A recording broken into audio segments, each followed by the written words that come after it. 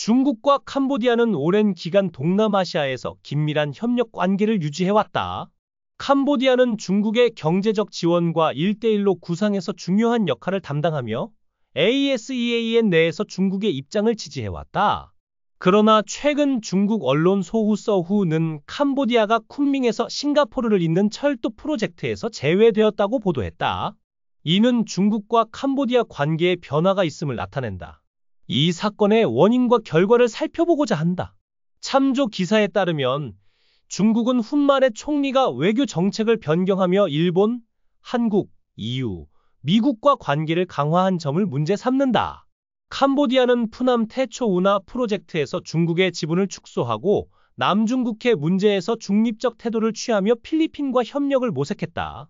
이에 중국은 캄보디아를 철도 노선에서 제외하며 반응을 보였다. 이는 캄보디아가 지역 경제 연결망에서 제외될 가능성을 보여준다.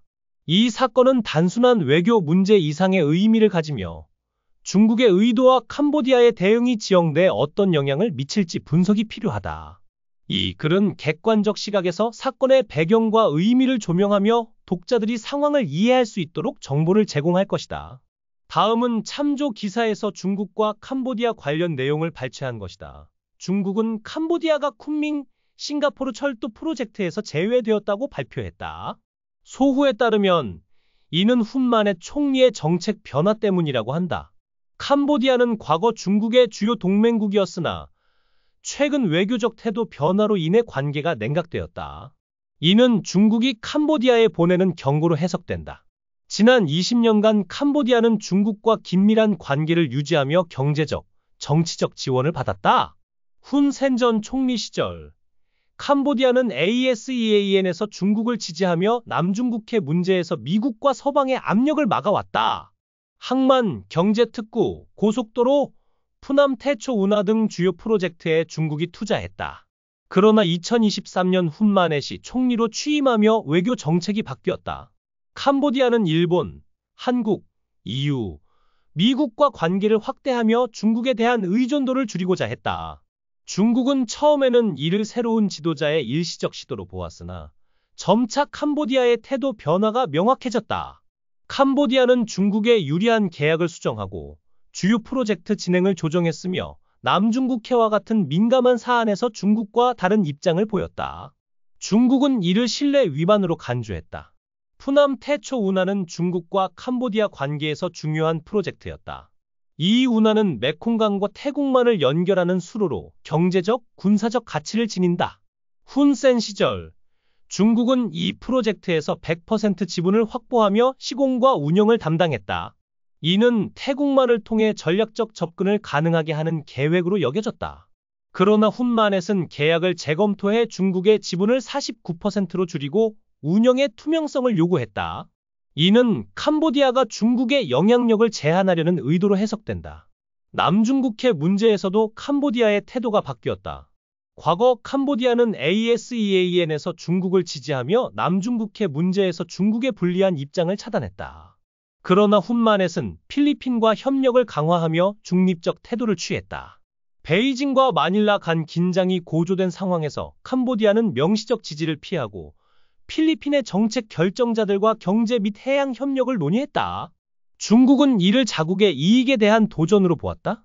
8월 4일, 소우는 캄보디아가 철도 노선에서 제외되었다는 기사를 보도했다.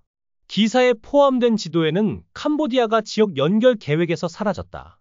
이는 중국이 주도하는 경제 계획에서 캄보디아가 배제되었음을 보여준다. 기사는 투자 철수와 경제적 어려움을 언급하며 캄보디아에 대한 경고를 전달했다. 이제 각 논점을 분석해보자. 첫째, 캄보디아가 중국과의 관계를 재조정하고 있다는 주장에 대해 살펴본다. 훈만햇은 외교 다변화를 통해 일본, 한국, EU, 미국과 협력을 강화했다. 이는 캄보디아가 단일 국가에 대한 의존도를 줄이고 자국의 이익을 보호하려는 전략이다. 과거 훈 센 시절 캄보디아는 중국의 지원에 크게 의존하며 경제 성장을 이루었다. 항만, 고속도로, 경제특구 등의 중국 자본이 투입되었다. 그러나 이러한 의존은 캄보디아의 자율성을 제한할 수 있다. 훈만햇의 정책은 국가의 독립성을 강화하려는 시도로 보인다. 하지만 중국은 주요 투자국으로서 캄보디아 경제에 큰 영향을 미친다. 외교 다변화는 경제적 지원 감소와 같은 리스크를 동반한다. 캄보디아는 중국과의 관계를 유지하면서 새로운 파트너를 모색해야 하는 균형이 필요하다. 둘째, 캄보디아를 철도 노선에서 제외한 결정은 1대1로 구상의 핵심 프로젝트와 관련이 있다. 쿤밍, 싱가포르 철도는 중국, 라오스, 태국, 말레이시아, 싱가포르를 연결하며 지역 경제 통합을 목표로 한다. 캄보디아는 이 프로젝트의 확장 노선에 포함될 가능성이 있었다.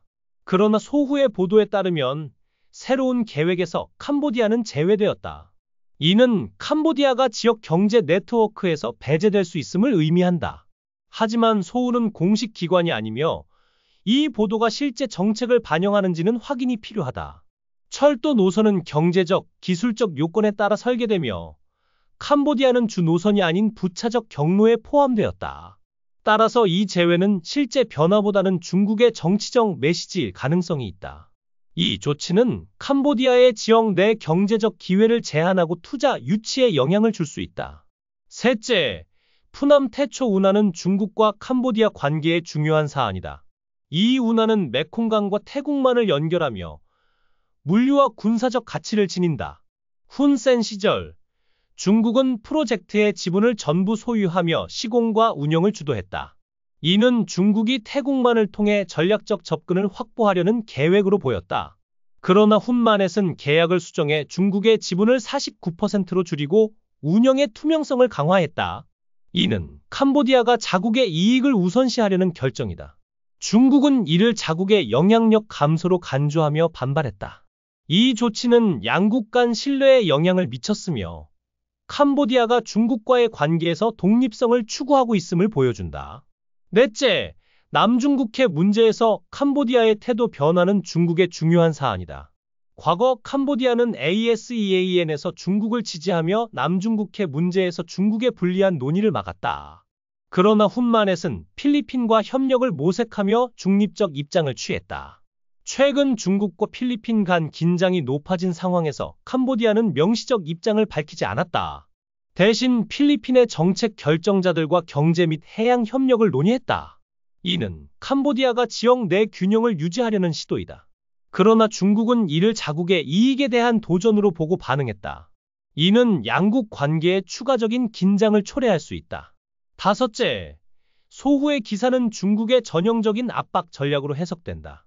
소우는 공식 기관이 아니며 중국은 비공식 매체를 통해 메시지를 전달하는 방식을 자주 사용한다. 캄보디아를 철도 노선에서 제외했다는 보도는 실제 정책보다는 캄보디아에 압력을 가하기 위한 의도로 보인다. 중국은 과거 미얀마, 스리랑카, 라오스에서 유사한 방식으로 투자 철회나 프로젝트 조정을 통해 상대국의 정책 변화를 유도했다. 이번 보도 역시 캄보디아가 중국의 이익을 우선하도록 영향을 미치려는 시도로 보인다. 그러나 캄보디아는 일본, 한국, EU, 미국과의 협력을 통해 경제적 대안을 마련하고 있다. 이는 중국의 압박이 제한적 효과를 가질 수 있음을 보여준다. 중국과 캄보디아 관계는 훈마넷의 외교 정책 변화로 인해 새로운 국면에 접어들었다. 캄보디아는 중국에 대한 의존을 줄이고 다변화된 외교를 통해 자국의 이익을 추구한다. 그러나 이는 중국의 반발을 초래하며 철도 노선 제외와 같은 조치로 이어졌다. 푸남 태초 운하와 남중국해 문제는 양국 간 신뢰의 변화를 보여준다. 중국의 보도는 캄보디아에 압력을 가하려는 전략으로 보이지만 캄보디아는 새로운 파트너와의 협력을 통해 대안을 모색하고 있다. 이는 동남아시아의 복잡한 지정학적 상황을 반영하며 캄보디아가 강대국 사이에서 균형을 유지해야 하는 과제를 안고 있음을 보여준다.